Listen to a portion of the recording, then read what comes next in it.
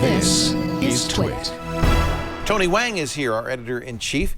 This is exciting, Tony, a new Chromebook. Yes. They all kind of are somewhat similar, all sub $300. Yes. They run Google's Chrome OS. They're simple, inexpensive computers. This is Toshiba. What's different about this one? Well, so this one's a little bit different, but the biggest difference is 13.3 inches. Big screen. Big screen, a little bit bigger than the rest of them, like the Acer that we reviewed on episode 106 with Radford.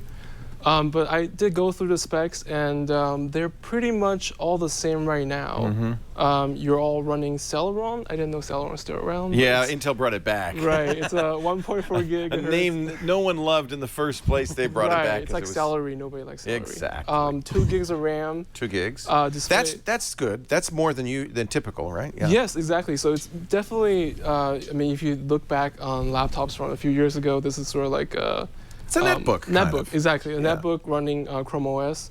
It's my first time using one, so I had no idea what to expect. Other than people say, oh, it's not that great, but I actually really enjoyed it. So the Pawn Stars in this Microsoft ad said, well, when you're not connected to the internet, and you can't run Microsoft Office to it, and then you're not connected to the internet, you can't do anything.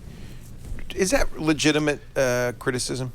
Yes. I mean, it's true. It is true, but it's sort of like the Xbox One argument where when are you not going to be connected to the internet? We're all connected to the internet, right? Even on an airplane a lot of times. Right, exactly. If I'm home, I'm connected to the internet 3 different ways.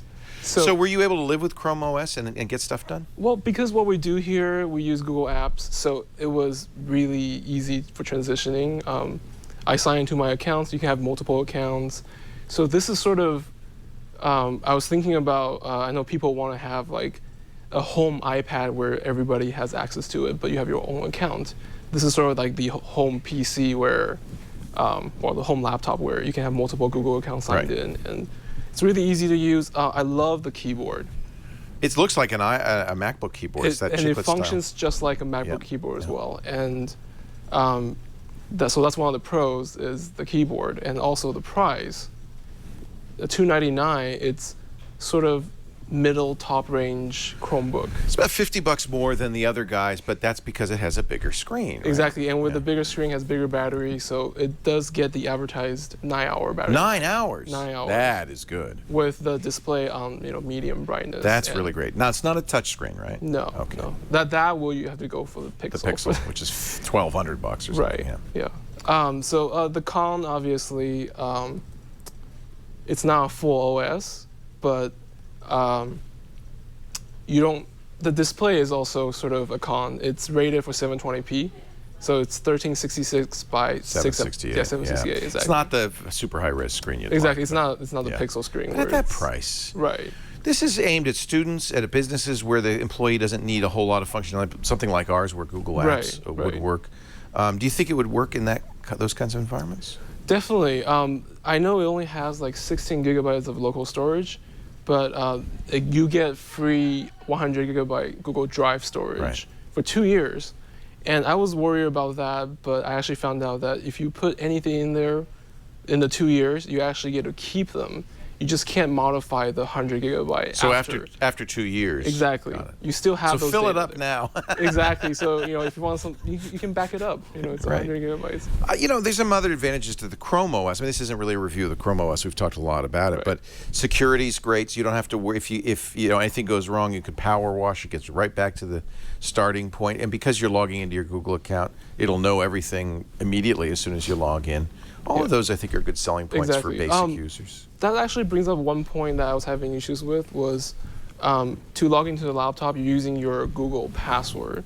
I know a lot of us use LastPass and OnePass. I don't know how that would work with that. Personally, I just have a very, very long password. Me too, and it is kind of a con. I have to enter my Google password every single time. It's a little frustrating. There was something I found that was interesting was there was a warning sticker on the bottom of the laptop saying that it might get really, really hot during use because there's no fan built into this. I actually tried to stress it, and I was not able to get it to heat up at all, not like a MacBook Pro. You don't hear the fan because there is no fan, no fan, and you don't feel the heat because it just doesn't get that hot. It's a cellular. Is it a metal case? It looks nice. Yeah, it's completely plastic. Just looks like metal. Yeah, All it's right. very solid. You get a little bit of play in the touchpad. How is the touchpad? This is another thing. A lot of Chromebooks don't have great touchpads. I'm a person of touching. Like, I don't like the clicking on the touchpads, so it worked really well for me. Good. It's as responsible as a MacBook Pro. So we kind of covered the pros and cons. The next question: buy, try, don't buy. It's a buy for me. A buy, $299 for the Toshiba Chromebook, just came out, and lightweight, portable. It's Chrome OS. I mean, that's what you're comparing against is other Chrome OS. Yeah, not too bad. And I like the battery life. That's I think better than anybody on the Chrome OS as far as I can tell. 9 hours. That's great.